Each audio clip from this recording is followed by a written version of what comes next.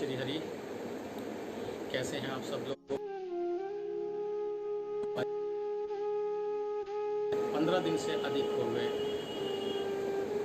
हमने लाइव किए। आज फिर से हम लाइव हो रहे हैं आपके साथ में फेसबुक पर। जीवन में बहुत सारे उतार चढ़ाव होते हैं जिसके कारण हम अपने वादों से पीछे एक कदम हो जाते हैं, मजबूरियां भी रहती हैं।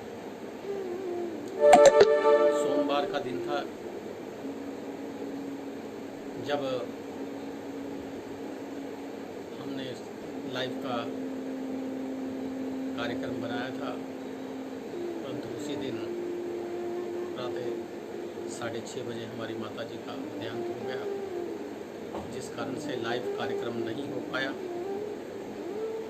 ये कहते हैं कि होनी प्रबल होती है, और जब होनी प्रबल होती है तो वही होता है जो राम के हाथ में है, वही जो राम रचि राखा।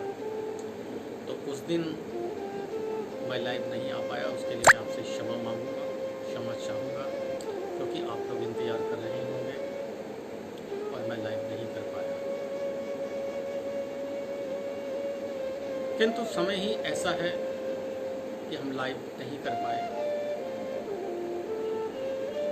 हम सभी लोग मर्यादाओं में बंधे हुए हैं। हम सभी लोग, वंश पंडित जी धन्यवाद, आप लाइव आए।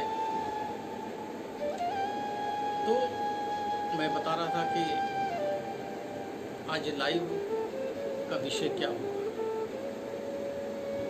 कुछ पूर्व की तरह हम कोरोना से लेकर फिर सामाजिक मर्म तक चलेंगे।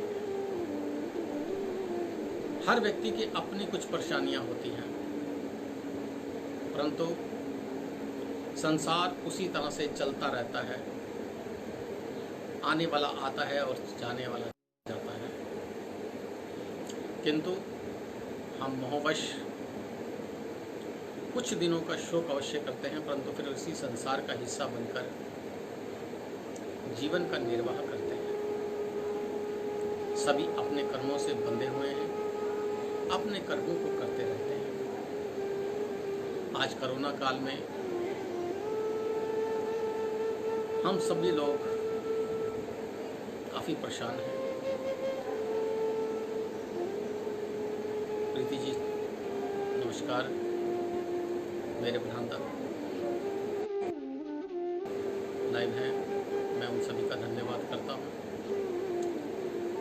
जिन लोगों को नहीं पता, फिर से बता देता हूं कि पिछला जो लाइव कार्यक्रम किस कारण से हमने कैंसिल किया था, उसका कारण मेरी माता जी का देहांत सोमवार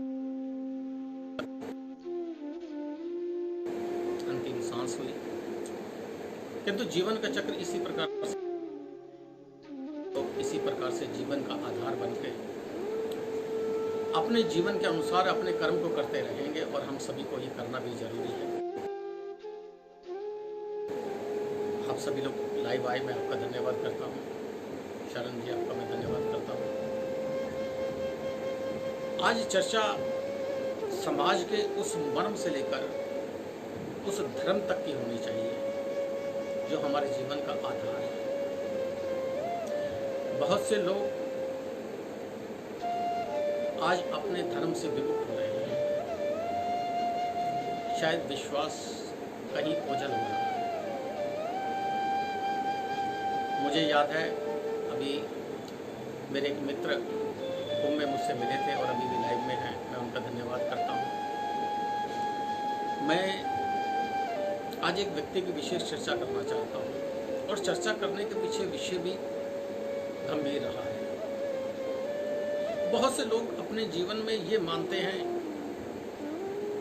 कि मनुष्य जो चाहता है वह नहीं पा पाता, परंतु मैं ये मानता हूँ कि ये सत्य है कि जीवन में यदि आपने अपने जीवन का कोई लक्ष्य बना लिया है और वही आपके जीवन का लक्ष्य है, तो निश्चित ही एक दिन आप उसे पाएंगे। चाहे वो जीवन का लक्ष्य संसारिक भौतिक वस्तुओं की प्राप्ति रही हो, या आपके जीवन में इन संसार से ऊपर उठकर ईश्वरीय सुख को पाने की इच्छा क्यों ना रही हो। आज मैं चर्चा करूंगा एक ऐसे पात्र की जो मेरे जीवन का एक हिस्सा रहा है, क्योंकि बात आज धर्म और मृत्यु से है। आज चर्चा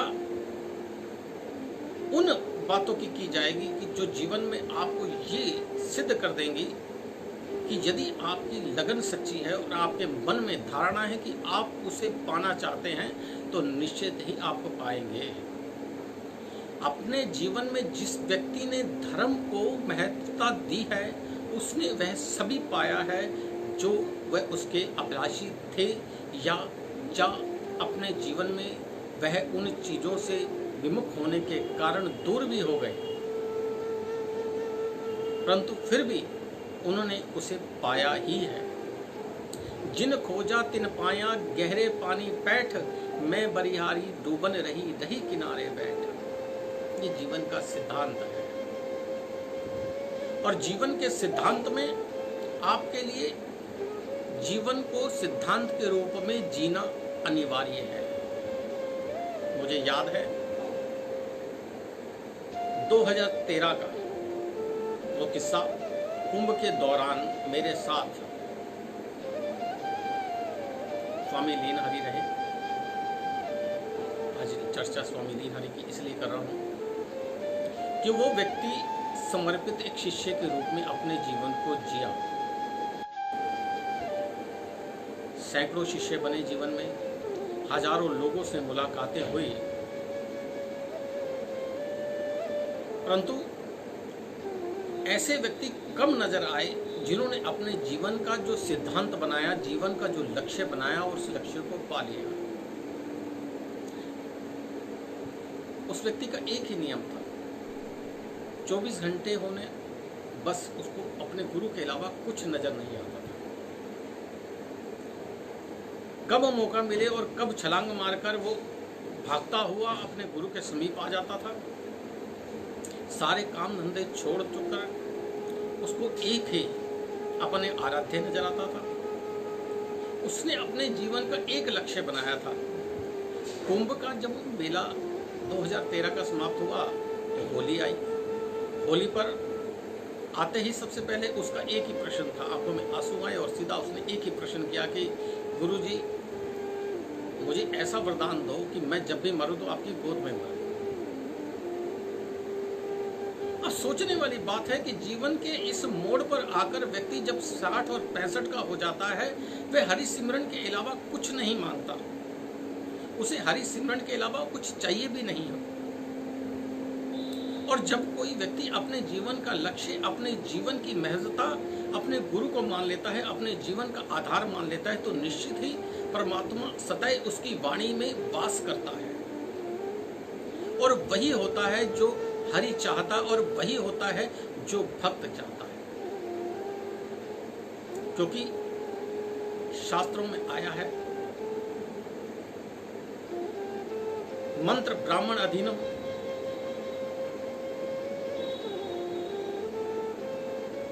और जीवन में यदि किसी ब्राह्मण ने अपने जीवन का लक्ष्य बना लिया है कि उसे हरि प्राप्ति करनी है, तो वो निश्चित ही उसे करता है। सिर्फ उसका एक लक्ष्य होना चाहिए, उसके भीतर करुणा का वास होना चाहिए, तो वो निश्चित ही उसे पा लेगा। तो मैं कई बार उससे ये कह देता था, क्यों कैसी मूर्ख जैसी बात करता है, अभी तो तेरी उम्र बहुत है। परंतु वह बार बार एक ही चीज पर अडिग रहता था। कुंभ के दौरान अचानक ही जाने कहाँ घूमते घूमते वह 65 वर्षीय व्यक्ति जो सही मायने में चल नहीं पाता था, उसकी टांग में थोड़ा सा प्रॉब्लम थी, स्वामी लीनहरि की, जिन्हें सभी लोग प्यार से बख्शी जी कहा करते थे। बख्शी ब्राह्मण थे, अंबाला के रहने वाले थे। जाकर कहीं गए और जाकर सर मुंडवा कर आ गए। मैंने कहा ऐसा क्यों किया? बोले नहीं, अब तो 65-70 साल की उम्र हो गई, अब तो आपकी गोद में मरना है। यानी कुंभ के दौरान भी उसके मन में यही कामना रहती थी कि आपकी गोद में मरना है। और कुंभ के बाद जैसे ही हम लोग हरिद्वार पहुंचे, हमने इलाहाबाद के बाद हरिद्वार का चक्कर लगाया। हमारे परम मित्र थे शुक्ला जी, हमें उनसे मिलने जाना था क्योंकि वो इलाहाबाद के दौरान हमारे साथ रहे। रास्ते में एक दुर्घटना में स्वामी लीन हरि की मृत्यु हो गई, परंतु उसका वो वचन हमेशा वो सत्यता रहा कि मैं मरूं तो आपकी गोद में मरूं, और वो उसके मन में हमेशा ही रहता था। और उसका अंतिम वाक्य भी यही रहा कि मैं मरूं तो आपकी गोद में मरूं, और अंतिम समय में वह मरा तो मेरी ही गोद में मरा। अब वो जो मेरी गोद में मरा और उसके अंतिम शब्द जय श्री हरि ही रहे, जबकि दुर्घटना छोटी सी थी, दुर्घटना से नहीं है, परंतु अचानक हार्ट अटैक होने से उनकी मृत्यु हुई। जब हम उन्हें हॉस्पिटल लेकर जा रहे थे तो रास्ते में गोद में परमात्मा के पास चले गए। मैं हमेशा उस व्यक्ति को आज भी याद करता हूँ। उसको याद करने का कारण यही है कि उसने अपने जीवन को जो सिद्धांत बनाया था उसी पर वो अडिग रहा, और अपने जीवन का जो अंतिम लक्ष्य उसने निर्धारित किया वह उसको पाकर ही गया। अब इसे हम ये माने हरि इच्छा, हम इसे ये माने परमात्मा की इच्छा, चाहे हम ये कहें कि उसी की मनोकामना का अंतिम पूर्ण आहुति इसी प्रकार होना था, या उसकी भक्ति का यही फल था। आज का जो सिद्धांत है, जो मृत्यु भी है, उसका भी एक ही सिद्धांत है और एक वैज्ञानिक आधार है, और वैदिक ही वैज्ञानिक आधार का सूत्र है। यदि आप अपने जीवन में जिस चीज को धारण कर लेंगे, जिस चीज की धारणा कर लेंगे, परमात्मा को वो पूर्ण करना होगा, क्योंकि परमात्मा भक्त के वश में रहता है, और जब परमात्मा भक्त के वश में रहता है तो निश्चित वही होगा जो वह चाहेगा। सिर्फ आपको लक्ष्य बनाना होगा, परंतु आपसे अपने जीवन के लक्ष्य नहीं बनाए जाते। मैं कई बार एक गुनगुनाया करता था कि अब सौंप दिया इस जीवन का, सब भार तुम्हारे हाथों में है, जीत तुम्हारे हाथों में और हार तुम्हारे हाथों में।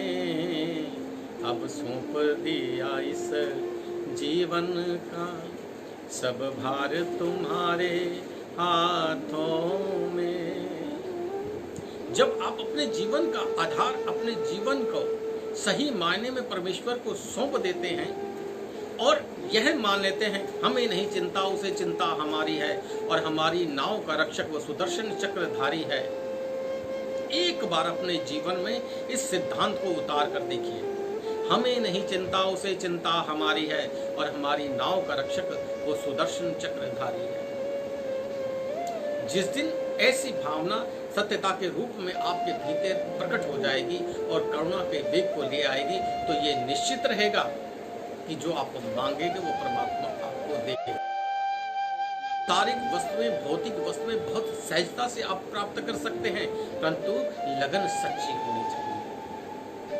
अगर स्वामी लीन हरि बना हुआ के बख्शी अपने जीवन में अपने गुरु की गोद में मरने की मनोकामना को पूर्ण कर सकता है, तो आप भी अपने जीवन पूर्ण कर सकते हैं जिसकी आप में चाह है। चमत्कार कभी भी गुरु के भीतर नहीं होता। चमत्कार जब भी पैदा होगा, भीतर से पैदा होगा, और तुम्हारी अंतर आत्मा ही उस भगवती को प्रकट कर देगी। वह अनंत शक्ति, वह अनंत ब्रह्मांड तुम्हारे भीतर हमेशा से चेतन और जागृत है। सिर्फ आवश्यकता है उसे झंझोड़ने की, उसे हिलाने की, उसे पहचानने की और उसमें खो जाने की।